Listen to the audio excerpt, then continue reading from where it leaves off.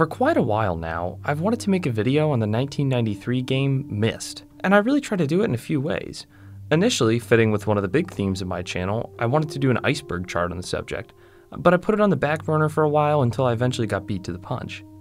I thought I could spend some time just exploring the spaces of this game, as many locations in not just the 1993 game, but throughout the entire Myst saga are extremely uncanny, and by the accepted definition used by the internet, liminal. For a game that's just about puzzles and exploring a far-off mystical land, Myst is extremely unnerving. The musical scores and harsh sound effects can surprise you, as you travel completely alone through environments that don't seem to make much sense logistically, using technology that is certainly alien. I thought really hard about what it was that drew me to Myst. Was it the gameplay? Honestly, no. I remember the first time I played through Myst a long time ago, and I was constantly looking up answers because the puzzles can get sorta hard and don't necessarily seem logical or fair at times. There are a lot of people that would agree with me in saying that Myst is an incredible game, but not necessarily a fun one. The gameplay could certainly use some work. Then I speculated that it might be the story of the game that I enjoyed. The story of Myst itself doesn't take much importance at all during your playthrough, and the lore of the series doesn't really kick in till much later. With no substantial explanation, you fall into the Myst Island and begin to unravel a mystery between three characters as you solve the puzzles, but the story about this mystery isn't too incredible, and it takes a backseat compared to the main gameplay, which is already arguably lackluster. Now, the lore of this series is developed extensively in books and later games, but even that isn't too incredible compared to other games and their lore. Myst lore is fascinating in some ways, but it just didn't really captivate me. So, with gameplay that has aged like milk, and a lackluster murder mystery story that grips my attention the same way beige paint does, what do I even like about Myst? What drew me to it? I had to reflect on this question for a long time. How on earth did this game, that I don't even really enjoy playing now that I've finished it, sell millions of copies, get ported onto more than a dozen platforms, spawn a huge franchise, and create an entire genre of Myst clones? I'm not the only person to think this. Myst has been called little more than an interactive slideshow, and yet it almost spawned a theme park and it spawned a TV show that's currently in the works. And then it hit me.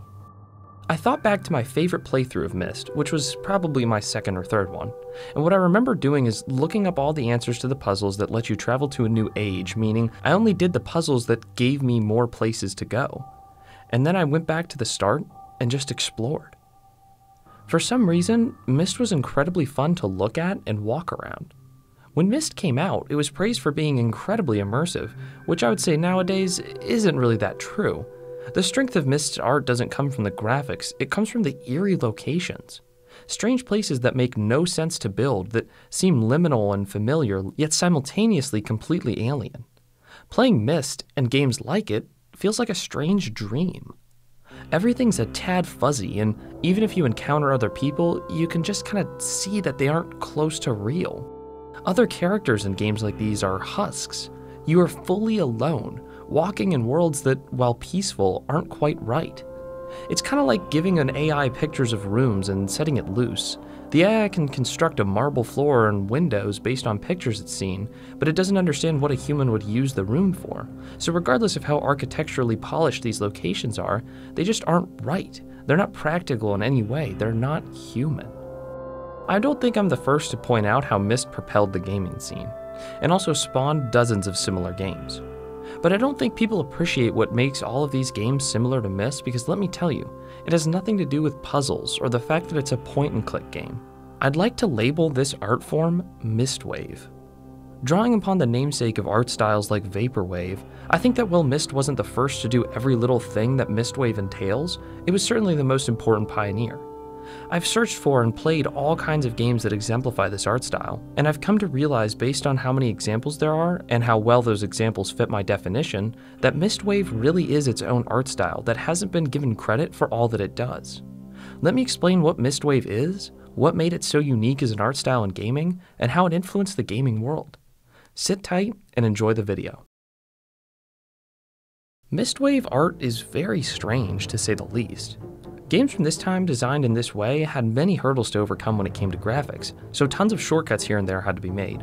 From a physical standpoint, as in how the games look, not really what they are, Mistwave games are characterized by a strange sense of fuzziness that seems to pervade the entire screen, often jarringly interrupted by animations that seem out of place, or photorealistic cutscenes, or, my personal favorite, actors that have been seemingly green screened right into the foreground. The weird graphics produce a strange effect, amplifying the fact that Mistwave games are just, well, weird. Mistwave games feel dreamlike, and the fuzzy graphics and strange interruptions unintentionally support this feeling. But perhaps the most fun part of Mistwave to discuss is the architecture. Most of these games take place indoors, or at least the better part of the gameplay takes place indoors. I mentioned earlier how weird this architecture is. These games were designed from the obvious standpoint of puzzles first and settings second, and it's not subtle at all. Rooms are often too big or clearly too small for their purpose, a purpose which isn't clear. Obviously, in games and all sorts of media, it's sort of a trope that there's a puzzle before a grand entrance, but in Mistwave games, it's just over the top, and it can bring you to a state of utter confusion. True to the story of Myst, where you occasionally visit places created by the ancient civilization known as the Dunny, Mistwave buildings are very alien. Even if the spaces seem to fit your character anatomically, which they sometimes don't, you can just feel that they weren't created for you. You walk around in these rooms knowing that you aren't supposed to be here. Myst isn't the only game to weave that feeling into its story, and this is a point we'll expand upon in another section of this video. But one way or another, these areas feel surreal, strange, and quite honestly, uncomfortable. Hardware limitations shape games, often for the better. You might know some examples of games like Silent Hill, where a graphical constraint turned into a phenomenal mechanic. In the case of that game, obviously, it was the fog, which saved memory by covering parts of the environment, but ended up looking a lot creepier. I don't really know much about the technical side of games, and any explanation about graphics that I could give you would be paraphrased from Wikipedia and just full of errors, so I'll just talk about how these graphics look from the perspective of someone who only plays games and doesn't make them. Mistwave graphics are weird, just plain weird. These point-and-click or occasionally maneuverable games are different from previous point-and-click games, the primary innovation being animated transitions. These are cool and they make it feel more like a real environment, and it's certainly better than just fading into the next scene, but they're extremely choppy. In games like this, I find it common to stare at a puzzle for upwards of a minute before figuring out what to do, or at least before I start playing with it and trying to guess a solution, and seeing the scene change abruptly is just jarring. And anytime you try to watch a cutscene, the resolution is absolutely tiny. It's just funny. Regardless of why these graphics look the way they do, Mistwave games all look the same. I mean, if you took out the heads-up display in some of these games, I bet you couldn't guess what environment was from what game, or what series, if you hadn't played through them already. This section is kinda light because there's not much valuable commentary I can provide about Mistwave graphics, but they're a defining part of the art that needs to be mentioned. Perhaps the most fascinating and universal characteristic of Mistwave games is the presence of a horrifying story, a sense of detachment, and difficult themes. You could easily play through these games, not knowing that there's a terrifying storyline just beneath your feet. Some of these games, like Lighthouse: The Dark Being, are much more obvious about the darker themes, though some, good old Myst included, are very subtle. In Myst, a game which is totally just about solving puzzles, you're presented with themes of imprisonment, isolation, and madness. The entire plot revolves around finding pages to add to books which house prisons for two sons, both of whom try and convince you to free them and condemn the other. Their father, too, is trapped in his own world, and you may realize at some point that if these three people, one of whom made all of these worlds, can't leave, then what about you? In fact, there are 4 endings to this game, and only one of them is good. You can free either brother, and regardless of who you pick, they'll imprison you for your choice. You can return to the father, and depending on whether or not you brought him a page he needed, you'll either be trapped with him for eternity or escape. If you do escape, you return to Myst, which makes sense for replayability, but you never actually go home. Another game that's a shining example of Mistwave is Obsidian.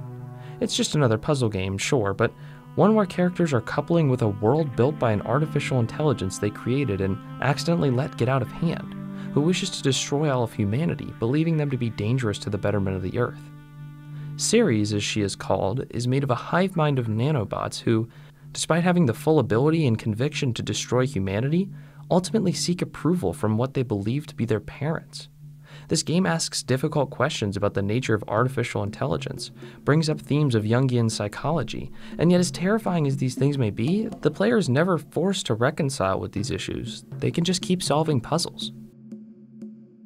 And how could I discuss these themes without referencing Drowned God, a game which is essentially a vessel for a conspiracy theory fanfiction created by Harry Horse, which, by the way, it's an absolutely insane story and I highly recommend watching this video for more info on that game. But essentially, this game references all kinds of conspiracy theories and strings them together to form a surreal story of deceit throughout human history, ultimately culminating in one of 3 endings, 2 of which describe horrible apocalyptic scenarios ushered in by Men in Black, and a 3rd where aliens ominously arrive without much explanation. I'm really glad I made this video, but I honestly struggled to write a conclusion here. The purpose of this video, which I guess I discovered halfway through making it, is just to identify an art phase that came and passed 20 years ago. Sure, people know about Myst and these so-called Myst clones, a term I've come to despise throughout making this video, and it's just as annoying to me as other phrases like Souls-like or Doom clone, which lump entire games into a box and by their association to another, albeit maybe better game, but that doesn't mean they can't stand for themselves. I can't honestly even recommend whether or not you should play Mistwave games. I mean, I can. I think they're incredible experiences, and just walking through these spaces and environments is like going to an art gallery. But is that worth gameplay that's really outdated? Maybe, maybe not. I personally enjoy walking through these environments, but I don't always appreciate the work involved in getting there. Some Mistwave games were really just made to chase Myst, without being subtle at all. They might have had great art, but made no effort to playtest the game. There are actually some Mistwave games where you can get stuck in soft locks, because the gameplay wasn't fleshed out well enough. One thing about Mistwave games that I wanted to mention is how much of an effect it had on the gaming industry without people crediting the art form. There are games that have obvious Mistwave influence, The Witness being a great example and likely the most popular one. In this game, you're a playtester for a game in development, though some game features like NPCs aren't being tested. The only thing you're concerned with is puzzles. So you're sucked into a world with little to no explanation, you're alone, you solve puzzles, and there's evidence of hidden lore as well as deeper meanings to the game. Sound familiar? That comparison is a little bit on the nose though. What else did these games do? Well, there are some general big picture effects that Mistwave games had on gaming. These games didn't include combat, dying, health, respawns, they were just peaceful. Games like that did exist, but they weren't nearly as popular before 1993. Arcade games, by design, needed to get you killed to make money. Timers counting down, enemies, action, and speed were the norm, and Mistwave games helped cool that down. But there's more to it than just that. When it came to art style, early games were typically fantasy, science fiction, or realistic. There wasn't a ton of overlap. Mistwave games made surrealism a thing in gaming. They paved the way for games to be weird, artistic, and strange. Many of these games took place in worlds that were a blend of science fiction and fantasy, creating worlds that were obviously futuristic but had rocket punk, steampunk, and fantasy features. This type of setting has appeared all over gaming, from games like Final Fantasy to Infinity Blade to Shadow of the Colossus. I mean, literally anywhere you look, you can see some sort of stylistic influence. Mistwave games, in their picture-based style, were also sort of pioneers of game environments. Early 90s games were often top-down or 2D or very low-detailed 3D environments like Doom. Mistwave games were sort of a window into the future, giving gamers a taste of what more realistic graphics would look like 10 years from then. Although you couldn't move freely in these worlds, you had a preview of what gaming environments would eventually look like, and it's ignorant to assume that these games had no effect on the development of 3D worlds. And finally, what about lore? I would be remiss if I didn't explain how big of an effect Mistwave had on game lore. Before Myst, if games had a story, they told you up front or maybe on the back of the box. Mistwave games drop you into a world with no explanation, forcing you to really dig deep to figure out what's going on, while also leaving the commonly used backdoor option of just playing through the game without critically analyzing the world. And in some Mistwave games, there's no answer. You'll never be able to understand what's going on or what the implications of what you've experienced are. This model is insanely common in gaming now. Minecraft, for example, literally does this.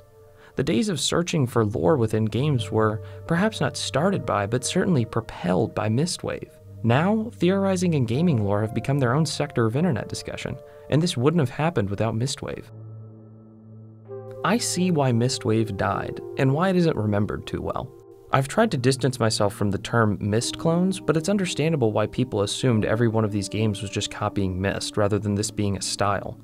The Mistwave market became super saturated very quickly, and people got burnt out. Not only that, but many of these games just naturally fell into obscurity. I mean, it's been well over 20 years since most of these games came out. I don't blame the community for not recognizing Mistwave before this moment, and I certainly don't blame them for forgetting it. Mistwave games, paradoxically, made so many innovations so early that they took a while to sink in. Like I said, Mistwave games were a time machine into the future. Their graphics, their lore, these things didn't become commonplace until years later, so it's understandable that people haven't made the connection between Mistwave games and games that came years later. The biggest tragedy of Mistwave was that it was so forward-thinking that it never got any credit. Without a doubt, I've learned a few lessons while making this video. First off, Mistwave games did a lot more for gaming than we appreciate. And more generally, you can't write off a genre of games for being too similar to another. Doom clones aren't Doom clones, they're first-person shooters that all tell different stories and showcase different IPs. Not every game has to be a game changer. You wouldn't criticize an artist for using paint just because someone else before them used paint. Features in games are tools, and those who follow pioneers are allowed to use those tools without criticism, so long as they put the bare minimum into making their game a bit different, which most Mistwave games did.